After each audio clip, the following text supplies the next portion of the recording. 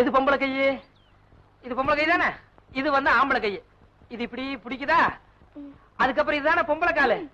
இப்ப ஆம்பளை கால் வந்து இப்படி பண்ணுதா?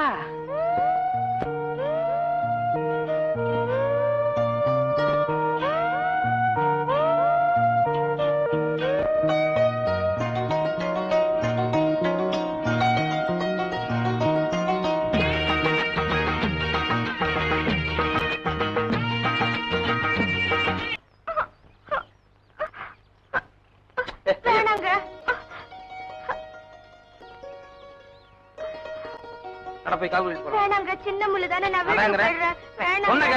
வேணாம். ஐயோ வேணாங்க.